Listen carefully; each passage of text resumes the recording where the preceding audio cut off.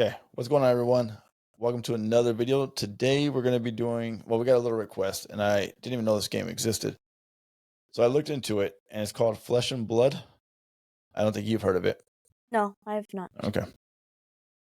So I'm going to share my screen. We're going to look at how it's played. Then we're going to go into some of the cards and kind of see how much it costs. Okay? Okay. All right, share my screen. Let me know if you can hear it in a minute. Okay. Okay. We are going to learn to play as Ira, a vengeful ninja. Can you hear it? Yeah, I can hear it. Start the game with your hero and weapon in play. The object of the game is to reduce the opposing hero's life points to 0. This is your hero's intellect, or hand size. You start the game with this many cards in your hand, and at the end of each of your turns, you draw cards until the number of cards in your hand is equal to your hero's intellect. It's usually a good idea to use all the cards in your hand each turn to maximize the benefit of this redraw. Underneath your hero zone is your arsenal, where you can store a card for future use. At the end of your turn, before you draw cards, if you have any cards left in your hand and your arsenal is empty, you may put one card from your hand face down into your arsenal. You may only play cards from your arsenal. We will revisit what this... Okay. So first, I kind of like this because it seems like it's magic, right? It's a commander, because you know how we have a hero for magic and we put him out there. Yeah, you have a hero. The next thing I like is, well, it looks like, you'll see it when it comes up. You see arms and you see the weapon. Yeah. There's 2 weapons, weapon and weapon, one for each hand. So it's basically like you're stacking your hero, I guess, like a little RPG To make him strong. Yes. And the pitch, so let's keep going. But so far, it doesn't look bad. No? Shortly. To play cards, you must... There you go. Look at, you see how we got legs, you got arms, chest, and head. head. Yes. It's like that a little game to where you had to make your guy as strong as possible with all the armor. Yes. So I see different details. Right now, it's looking a lot like magic, except for that part. I really like the chest, arms, head, and legs. Let's go. Let's keep going. Yeah. must work within 2 constraints. You can play 1 action per turn unless that action has Go Again. Ninjas are very agile, showcased by many cards with Go Again.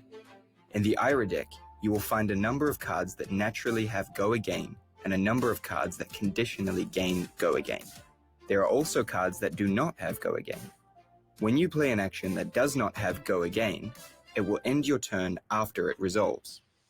Cards have a resource cost that must be paid, found in the top right corner of cards in your deck, or the text box of cards with an activated ability. To gain resource points, you can pitch 1 or more cards from your hand when there is a cost to pay. A card's pitch value is shown by the number of socketed resource symbols. Each card in your deck also has a pitch value color strip. Blue cards pitch for 3 resource points, yellow cards pitch for 2, and red cards pitch for 1. Typically, you will be looking to pitch your blue cards to pay for your higher impact yellow and red cards. To pitch a card, place it face up into your pitch zone from your hand.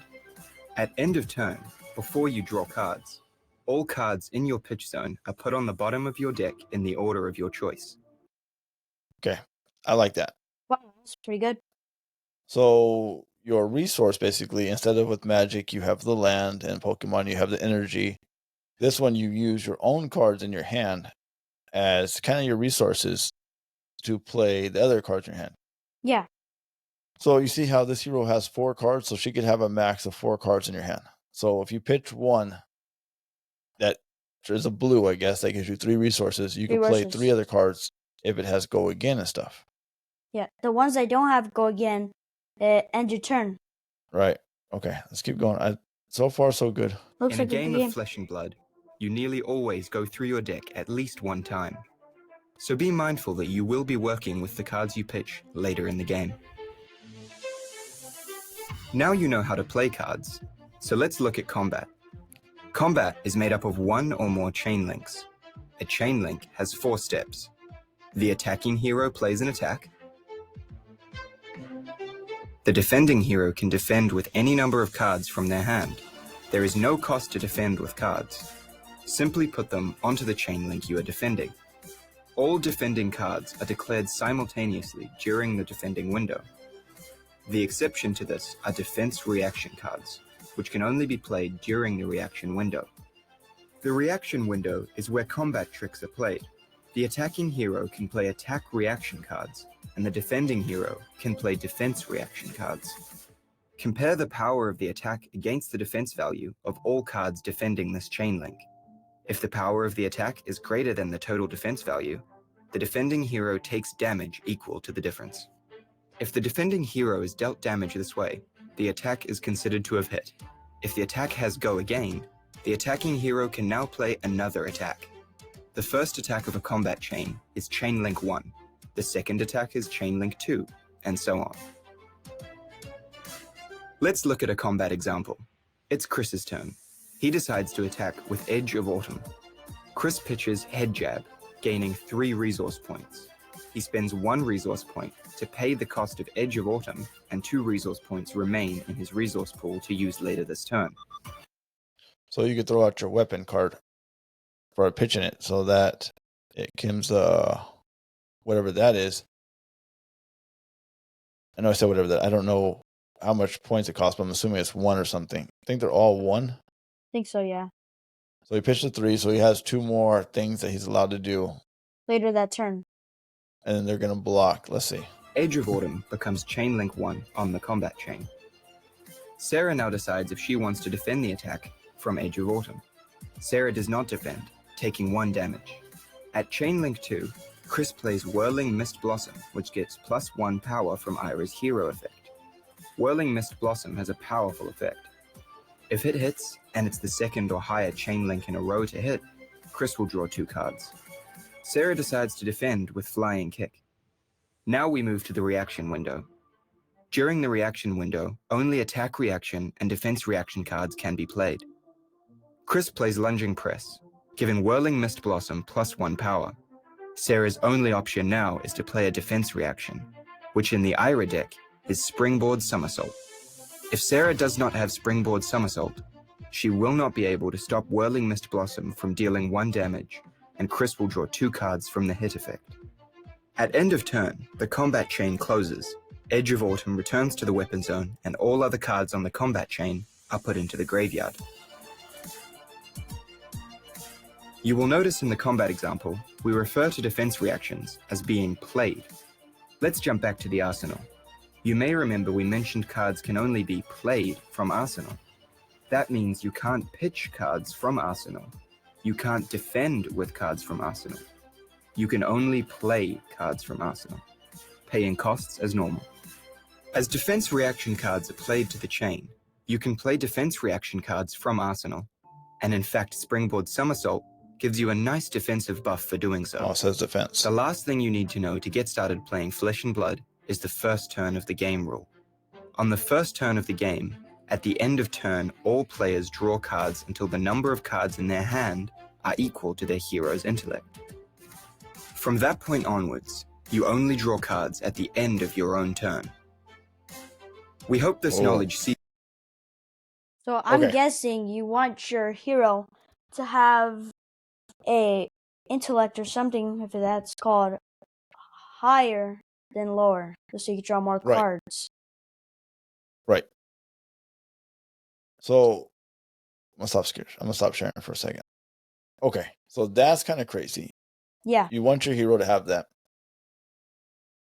but it is like magic because you're stopping your defense. You could not defend, but I like how the resource thing is added, where that's how it seems like it's working.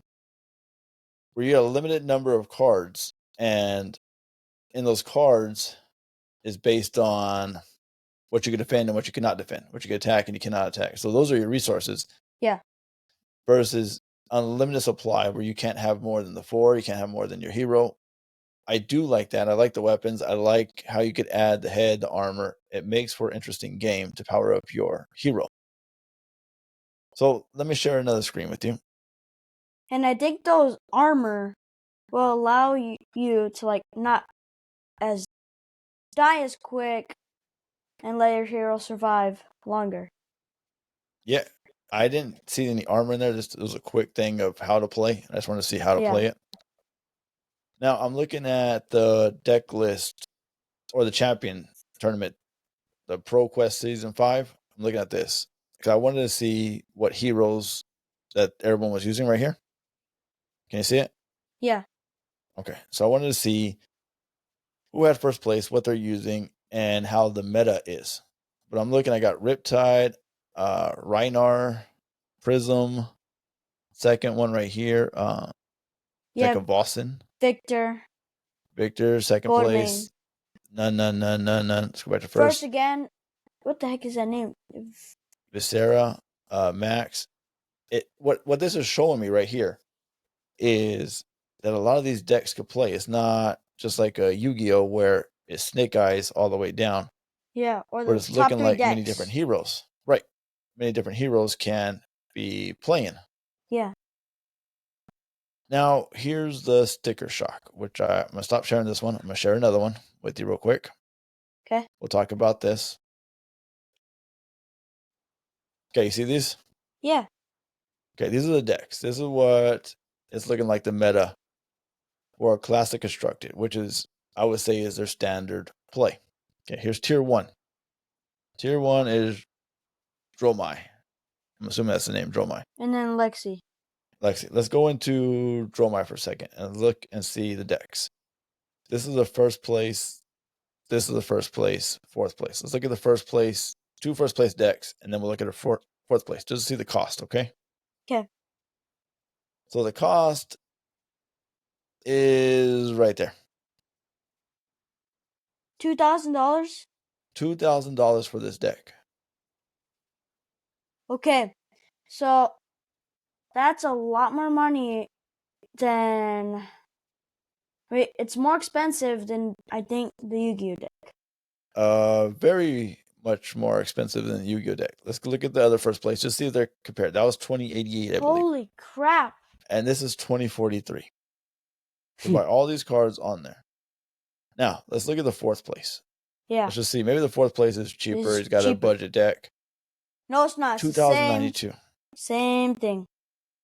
Okay. Yikes. Let's go 8th place. Maybe 8th place as a budget deck. That's gonna be the same. Can't be $2,000 with the 8th place deck. No, of course not. It's not $2,000. It's only Still expensive, though. $1,700. Only. We are priced out of meta on this. Let's go. Okay, maybe Lexi. Maybe Lexi's different. She's also a tier 1 deck. Let's go to first place. See how much she costs. Another 2,000. Oh, another 2,000. Okay. Maybe tier 1s are not for us. But as I was looking at, a lot of decks could win, right? Yeah. Doesn't look like it's all just meta. Let's look and see Katsu. First place with him. Oh, okay. We're getting a little lower. We're at 652. Still a high deck. Expensive, yeah. Yep. For first place, too. Let's go 8th place. 8th place has to be a little more. Oh, still about $100 cheaper. That's very expensive. Okay, let's go down to one we've seen. We've seen Riptide, right? Yeah, Riptide. Reinhardt or something like that. Yeah, Prism. that I guy know right we've there. seen Prism. Prism 1 and Reinhardt Prism, 1. Let's look yeah. at Reinhardt and Prism. Tier 4. Tier 4 decks. They gotta be cheap. They have to. They're all won eighth. 8th place and 4th place. Let's go 4th place. 4th place is the highest one up here. So let's see what 4th place gets us. Okay, $753. That's So, not looking good. A tier 2. It looks like 2021 4th place. Maybe this is not updated. Maybe this is different prices right now because it says 2021. Maybe they've gone down. Okay, 21, 23. All right, that's what we got to look at. I didn't see that part. We'll go back up and look. But here's 2023, okay? Yeah. Hey, it's 1 year old. 1 year old is $1,000. But if I buy it right now, let's just look and see if I buy it. I'm going to load it up. I'll share the screen with you in a minute.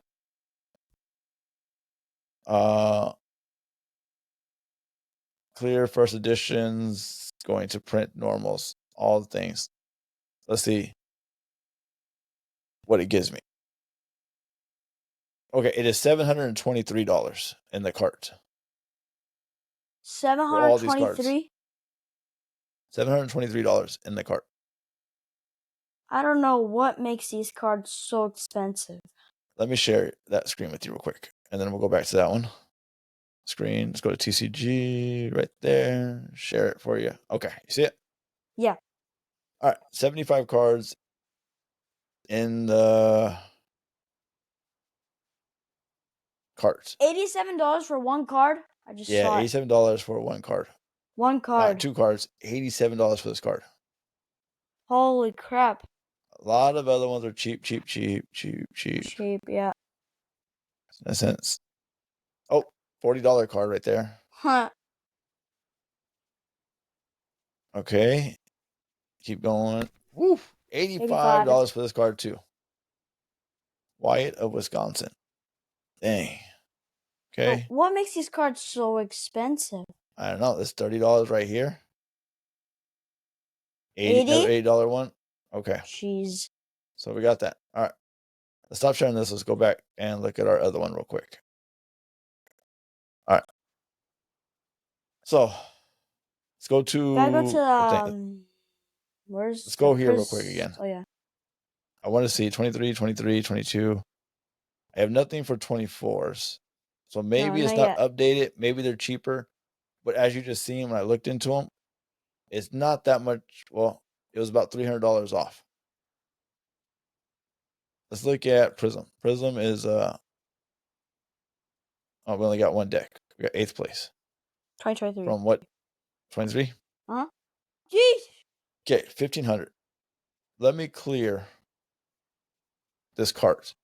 And let's just see if we can get an updated price on everything. How can I Holy crap, these are expensive. Okay, clearing the cart. All right. Okay. Clicking by. I'm gonna put everything in there that needs to be there. All right, how much was it? 1527. Okay. All right, are you ready? Yep. Stop sharing this.